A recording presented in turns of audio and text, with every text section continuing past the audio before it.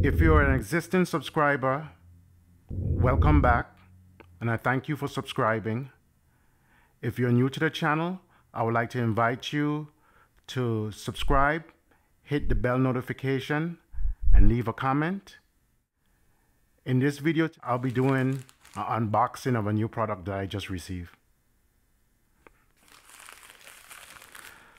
So let's get to it.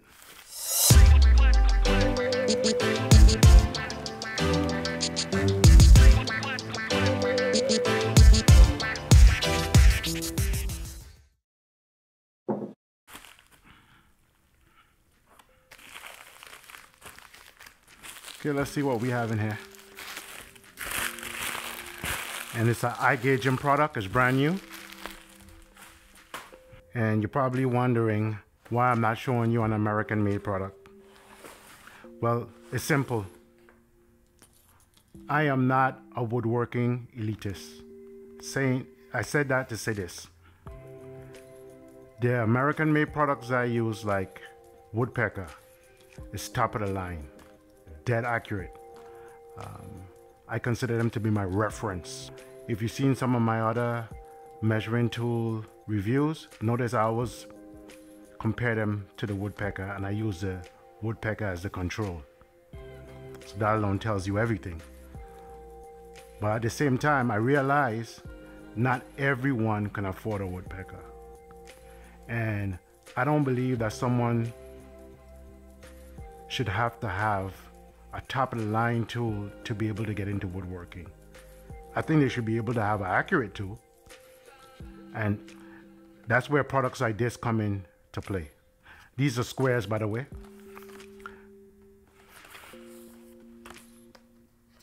A 7-inch and a 12-inch.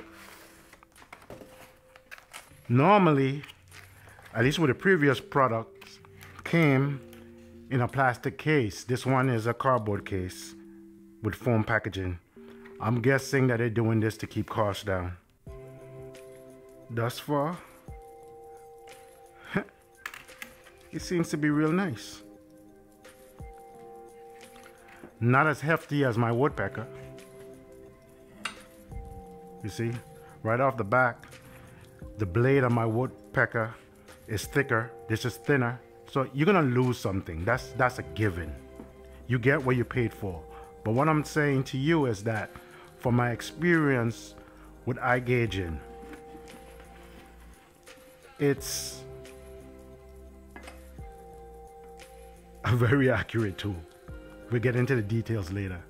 And that's the key thing. It can be very frustrating, especially for a new woodworker, if your layout tools are not accurate. So the blade is not as thick. The anodizing is not as consistent. All that is given. But these are aesthetics. And not to say it's a beautiful tool.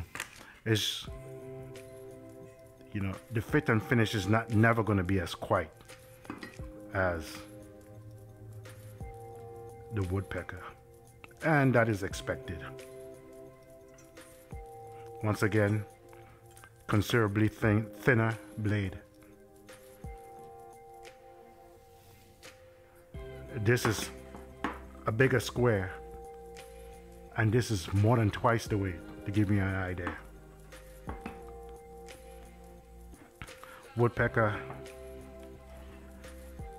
is my standard, but these tools have a place.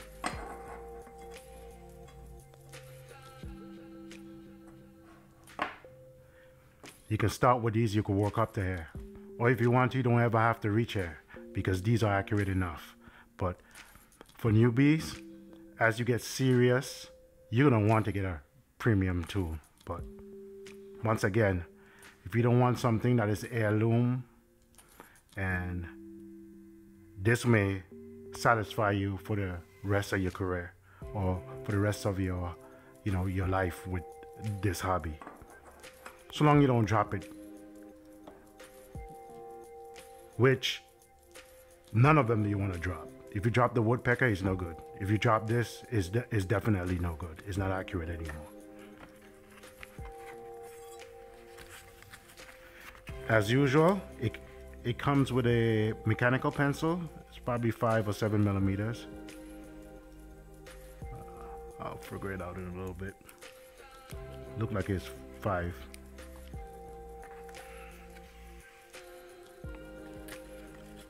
And no, it's 7. And it comes with some lead.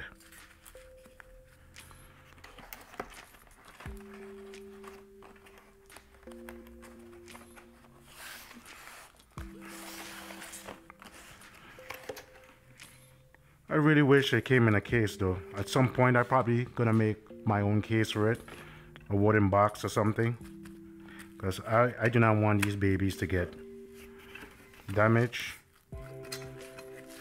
And to give you another way of looking at this, these are gonna be my everyday square. My woodpecker is generally not my everyday square. Is what I will call my square for mission critical application, when it has to be dead accurate, where, you know, degrees counts. I resort back to my precision aluminum squares. And because once again, these are premium and I don't want to risk damaging them, I try not to handle them all the time. So this is going to be what I call my beater. I mean, it's not a beater in the sense I'll throw it around, but for everyday use. Yeah, still has a lot of slap like the previous. It has holes you can use for striking lines, and we'll put it through its spaces. It also has angle markings, kind of like a frame of square.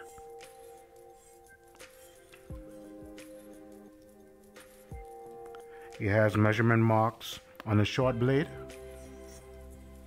so you can use it for setting tool heights. It also has measurement marks vertically on the long blade, which is kind of nice too. And it has measurement marks on both sides of the blade, inner and outer, and on the flip side as well. It has angle for 45 and 22 degrees on the short blade, and on the long blade it goes from 5 degrees all the way up to 65 degrees. So this is a very handy tool. On the outside, you got a total of 7 inches, starting from a 0 point in the middle. So you can go 7 inches this way, well, not 7, let me see.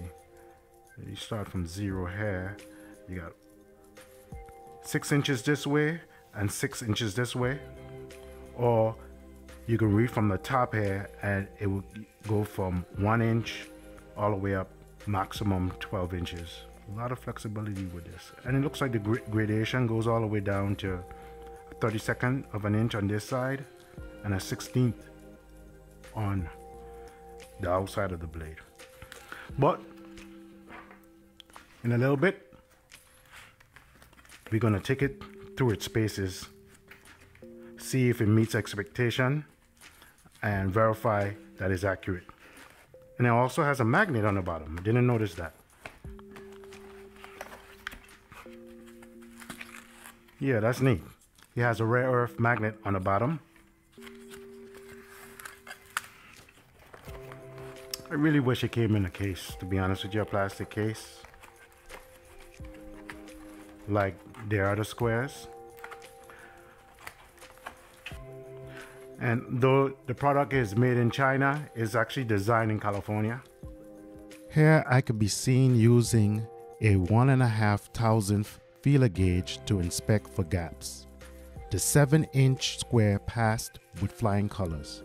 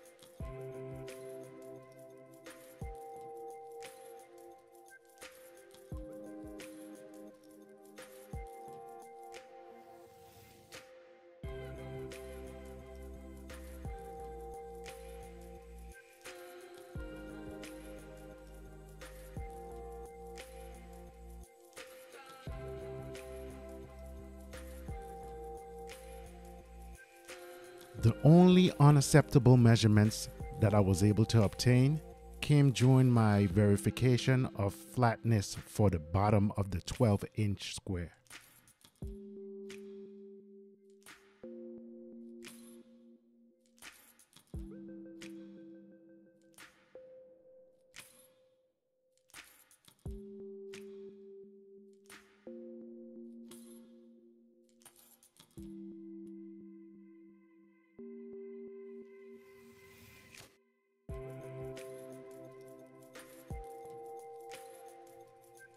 If you look closely, you will notice that there is another feeler gauge in the back of the 2000 feeler gauge.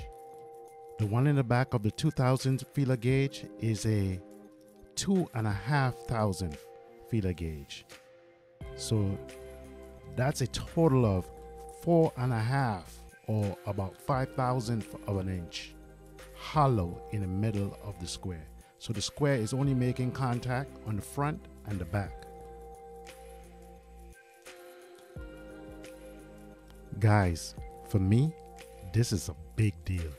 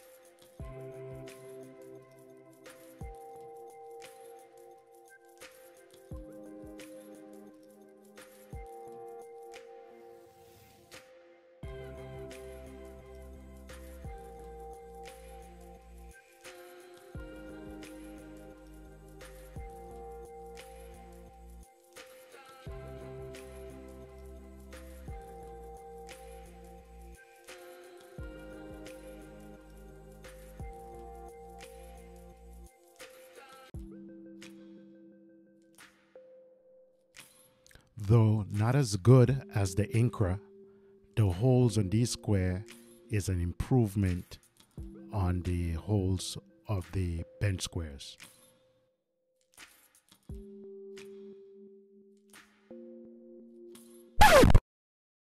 Hold up. Wait 1 minute. Cut production. I should have known something was wrong when this set did not come in a plastic case like it's can. This set cost $70, which is the same price as the bench set. It costs $30 more than the combination squares. Both the bench squares and the combination squares came in beautiful plastic cases, and both of them measured exceptionally well. I can't recommend this. The hollow in the center of the base of the 12-inch square makes it virtually useless for machine setup. Thanks for watching and have a good day. If you enjoyed this video and you would like to be notified when new content is dropped on this channel, like, subscribe, hit the bell notification, and drop a comment down below.